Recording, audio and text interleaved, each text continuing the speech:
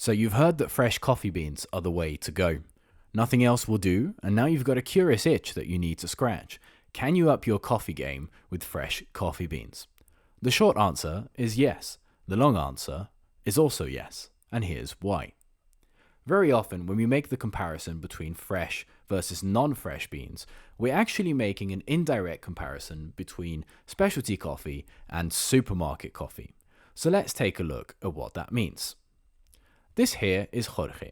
Jorge is a coffee farmer from Colombia. He owns a really big farm, and one morning he wakes up and, well, the coffee cherries are ripe and ready to be harvested. He has a pretty big farm, so instead of deciding to take each cherry one by one, he takes a big grasp at a time, a big handful, and places them into a bunch of bags that he's brought with him. A few moments later, many moments later, he has a lot of cherries to sort through. Some of the cherries are absolutely perfect. They are brilliantly ripe, while others are, well, not quite. Jorge pours them all onto a tray and starts separating them. On one side, the perfect cherries with almost zero defects. On the other side, all of the other beans that have some defects in them and are not perfectly ripe.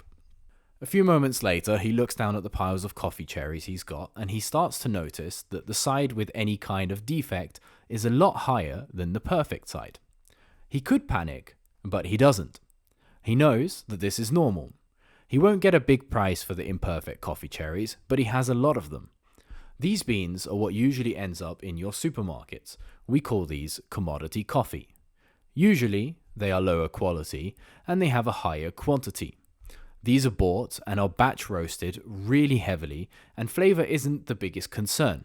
It's all about quantity and pushing those profits. On the other side though, Jorge has the beautiful, ripe, ready cherries with almost no defects whatsoever. He looks down and smiles. He doesn't have many of these, but after processing these, he's going to sell them at a much higher price. These are higher quality beans that are later known as specialty coffee.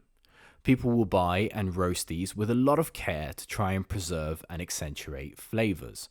Roasting is incredibly important, and I'll get to that in a moment. But first, let's recap what we've learnt so far.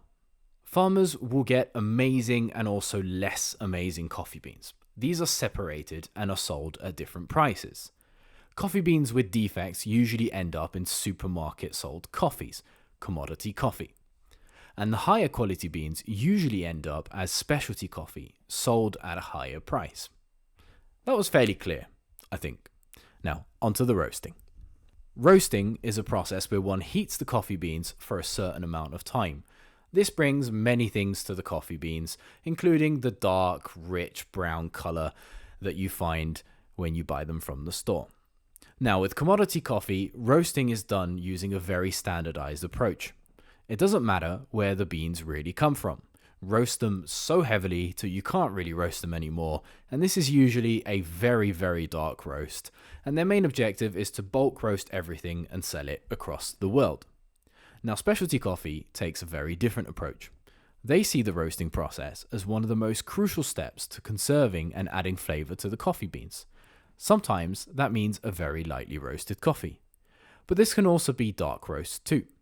The main difference is, in specialty coffee, the roasting is chosen based on the coffee's origin, the processing style, and many other factors. Their main objective is quality. But how do you bring flavor to the coffee beans with roasting? How does that work? Well, during the roasting process, the beans undergo some chemical changes. The heat from the roasting itself causes gases to get caught inside the coffee bean. I'm going to nickname those gases as flavor. Over time, these flavors gradually leave the coffee. This is called degassing, or as I like to call it, deflavoring. This means that over time, the coffee loses more and more gases, and therefore more and more flavor. This is why freshness matters, and this is why roast dates are crucial. Roast dates are usually indicated on the bag of coffee, so when the coffee was roasted. But here's the kicker. 99% of supermarket coffees never give this information. Instead, they opt with a strength measurement and, well, a best before date. Because coffee has such a huge shelf life, these best before dates do very little to tell you how fresh your coffee is. What you actually want to do is buy coffee bags that clearly show the roast date, and you should be consuming it within 2 to 4 weeks after said roast date. Now, where do you find these bags? Good question. Well, usually through specialty coffee. Specialty coffees do a really good job of almost always containing a roast date on the bags. There are a few ways to find these specialty coffees, but if you live in a city, I would suggest doing some Googling, maybe Googling specialty cafes and seeing what pops up.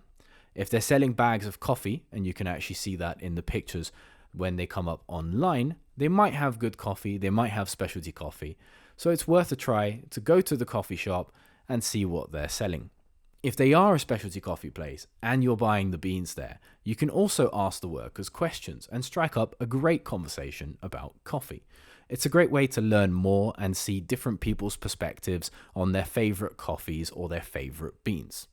Now, if you don't have access to any of these specialty coffee places because you live so far in the countryside or under a rock, you can also buy them online.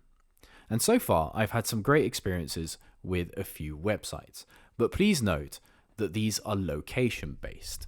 One of them is Bell Lane Coffee Roasters. I've also had a great experience with Bailey's Coffee Roasters, 3FE, and Cloud Picker as well. Now, remember that having fresh coffee beans is step 1. How you brew it, how long you brew it for, will have a huge effect on the final cup. But personally, I think already changing from non-fresh beans to fresh beans will make such a huge difference. And that leads me to the end of my video. If you've made it here, thank you for watching the whole thing, and feel free to ask anything in the comment section below if you have any questions. Cheers, until the next one.